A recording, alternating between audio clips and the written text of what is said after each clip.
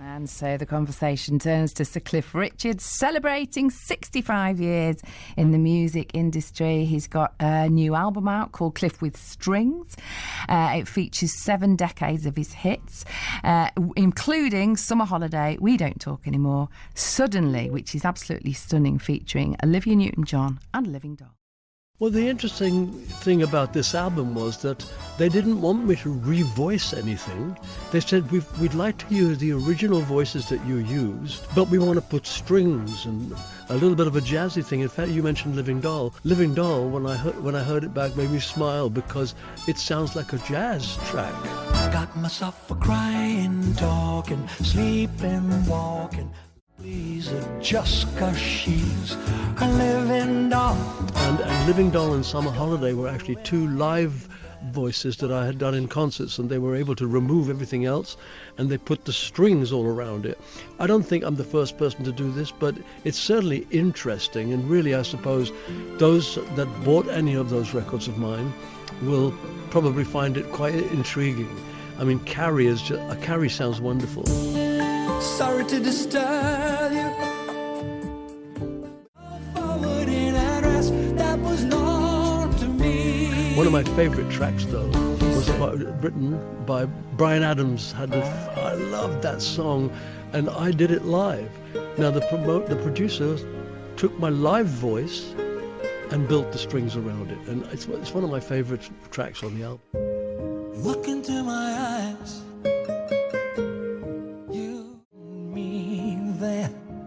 You'll search no more. What about We Don't Talk Anymore? Because that's on the album. This actually was a pivotal song for you, wasn't it? It was actually. When I was actually recording an album called Rock and Roll Juvenile, when Bruce Welch, who had previously produced 3 of my albums, I think, and Alan Tarney, who wrote We Don't Talk Anymore, came into the studio where Terry Britton, who had written Devil Woman for me, Terry and I were producing another album. They came in and played this track, and I went, oh, that sounds fantastic. I loved We Don't Talk Anymore straight away. So I said, save it for me. They said, what do you mean save it? This has got to go out now. So I said, well, I'll do a version. And as much as I wanted to keep it for another album, the record company said, no, let's do it now. So I said, okay. And of course, it became a #1 in Britain and a #1 in a bunch of countries. And in the end, it sold 4 million copies. Was this a kind of a comeback song in a way? Not that you'd ever really gone away for lots and lots of people, but, you know, were you kind of back up there with this song? I don't know whether you could call it a comeback, because Alan Tarney had written so many songs for me before.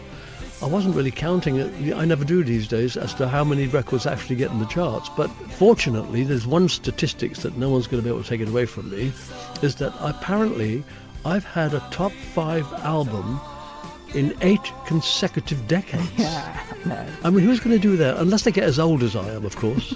They'd have to be at least as old. It's stunning. I mean, it really is. It beggars belief, you know. We talk about people who need no introduction. You most definitely don't.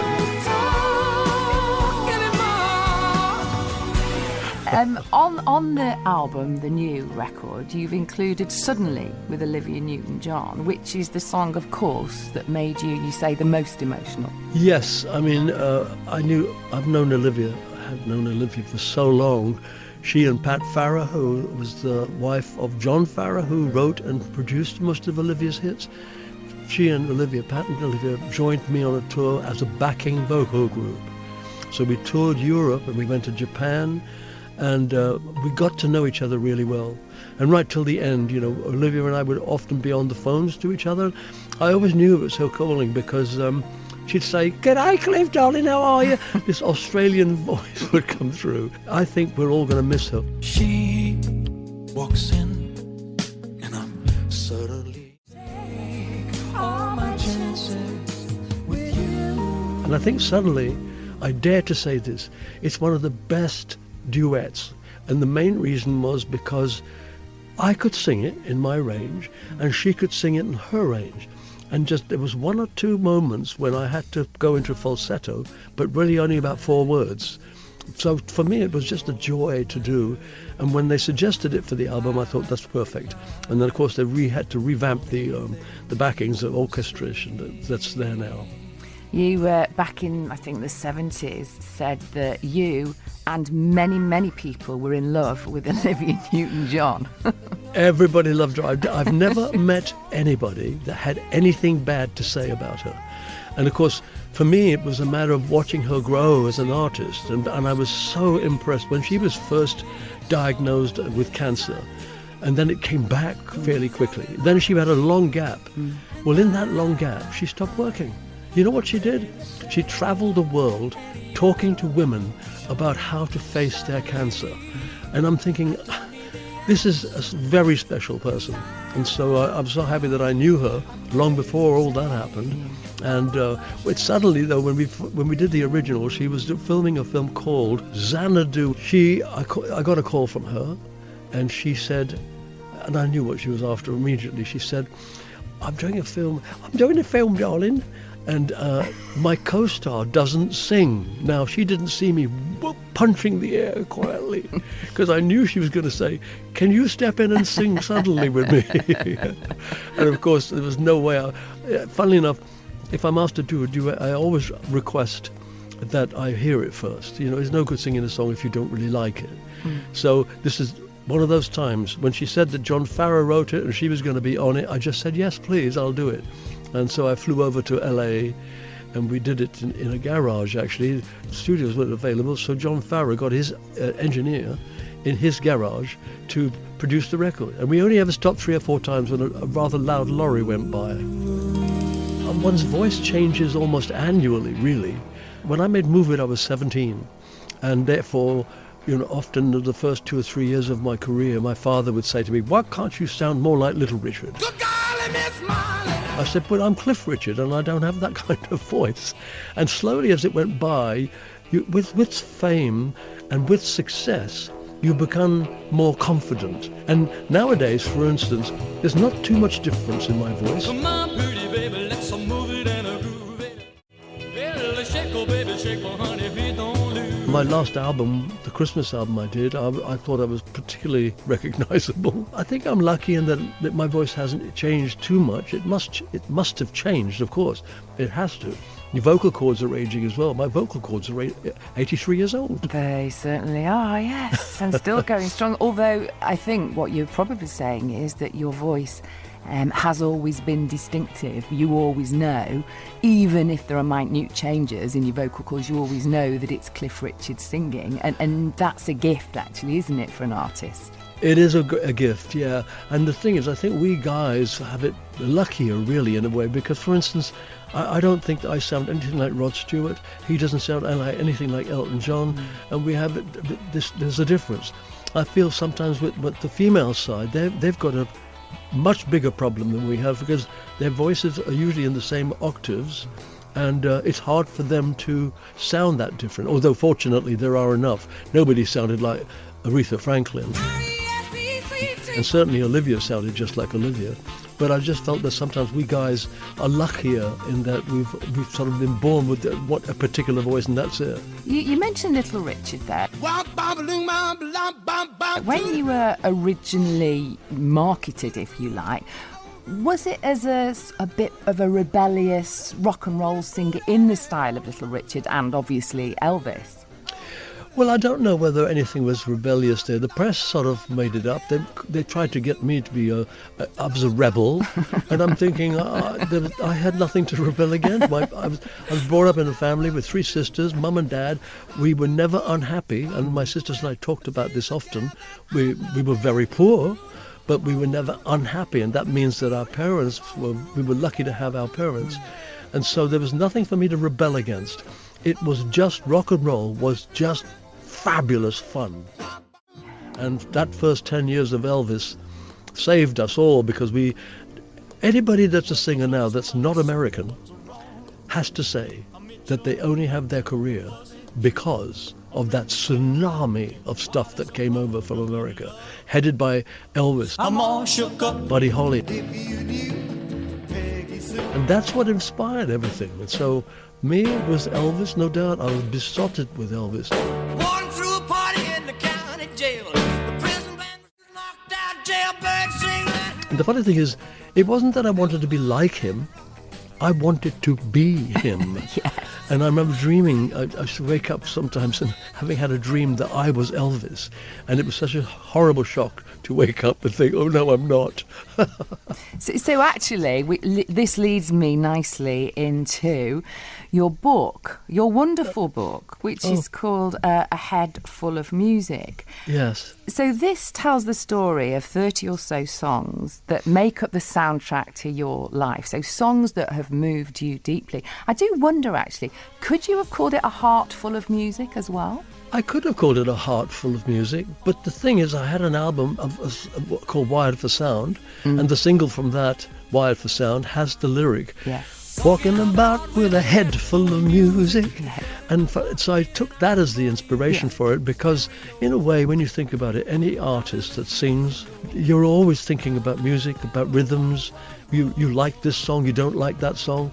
Oh, could I do a better job on that one? So for me, it was that created me eventually. Thanks for mentioning the book, because the one thing I'd love it to show to people, that we people like me there's none of us, that we don't make ourselves. We are influenced by dozens and dozens of things, various artists, various types of songs. And so I hope the book will show that I had a lot of help.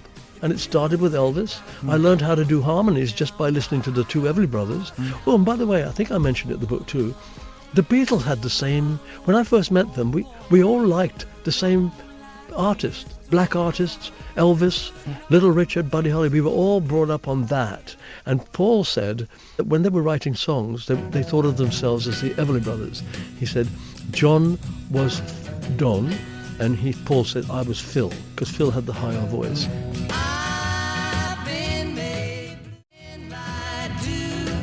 So I thought, isn't that strange? Even the Beatles, they started 5 years after me, but they were influenced by the same people. Fantastic. I had to admit it in the book, because I did say afterwards, how wrong could I be? But the thing was, they'd sent it. We somehow got this demo of a song called Dizzy Miss Lizzie. You make me dizzy, Miss Lizzie. And I'm thinking, this band it sounds like a band that will be in the church hall forever. And then, of course, they came out with Love Me Do. And then my boys and I, the Shadows and I, thought, oh, why didn't we get that first? Why didn't they write it for us? Love me do. But what I did was, I was going to go to South Africa very early on in those days. I took Love Me Do with me, because every time I did an interview on the radio, they'd say, can we play your favourite song? And 3 or 4 times when they said, can we play something for you? I said, yep. I brought my record with me, and they played Love Me Do. And the only thing was, they said, well, do you think, what's going to happen to them? I said, well, I don't think they're going to make it. And they said, why? I said, because they've got a name that sounds like something you tread on, Beatles, you know. Anyway, I was totally wrong completely. One of your chapters in the book is Sam Cooke, You Send Me, a most beautiful, I mean, all your choices are really interesting. That's, in my opinion, a fabulous song. But you say he's a flawed, or was a flawed genius. What we tried to say was that the people that we love and adore and listen to, and sometimes, and we found out that 3 or 4 times, they ended unhappily. In the case of Sam Cooke, the Shadows and I were touring in America in 1960, and one night only Sam Cooke was there, so we went to see him. He was fantastic, slim guy, wore a great suit, lay across the front of the stage when he sang You Send Me, and we're thinking, oh, this is fantastic. Then we discovered, though, that he was shot dead in a hotel by the receptionist, who was a female and armed. And there's no way of finding out. We couldn't find out why or how. They said, I think she said he was behaving very aggressively. He was definitely a favourite of mine. I know You haven't been involved in that lifestyle, the sex and the drugs and the rock and roll. You've said, I never wanted to trash a hotel room. No, I never did. I never understand why anybody else did. In fact, funnily enough, a drummer that I used to have, I heard him talking to somebody. He said, "Oh, no, Cliff never did that. In fact, before he left it, he actually cleaned the room out. Tidied up. Tidied up, yeah." You actually call the Shadows my gang, my family. Yeah. Well, you know, we've kept in touch. Hank is in Australia, Perth, Australia. Bruce and Brian, Bruce Welsh and Brian Bennett, they live in the London area, and so we see each other when we can. Hank's that's the more difficult area to go, because unless you're in Australia, I can't do it. But every time I go to Australia, I call him or email him and say, "Can you come on stage?" And he can't wait. And of course, I introduce him on stage, and the audience goes crazy, and he plays Young Ones, Summer Holiday, and they love to see us together, and it's terrific. So it's a great life that I've had, and I just consider myself very, very fortunate. We're all going on a summer holiday, me or you, for a week or two. You are very well loved. There's an awful lot of love for you, isn't there? Yes, and I'm aware of it. So if they're listening now, I'm aware of that. In fact, I said to some friends recently, because they were saying, "Oh, what's it like? You come on this stage at the Albert Hall." I said, "You know what? One day, when we can get the Albert Hall, it's the most popular place on the planet, it seems to me. And if we can get it, I'd like my friends to be on with me in darkness. And then when I'm introduced, the lights come up. I've said to them, it's tangible. You will feel that love." Yeah. You know, they're aiming it maybe at me, but because you're there, you will feel it.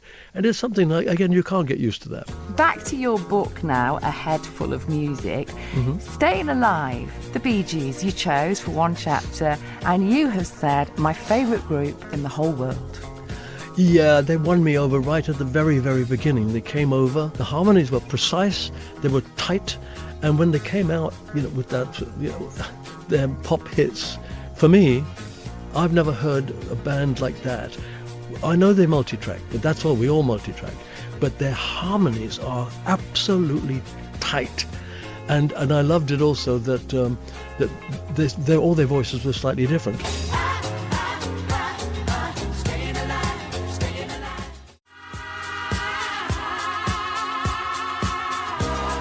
All three of them could sing really well.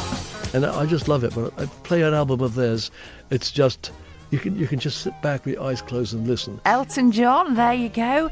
Your song, yet another chapter in your book. It's a little bit funny, this feeling, those who can easily hide. You call him a friend. I know you probably don't see him that much, but he, to you, is a true friend.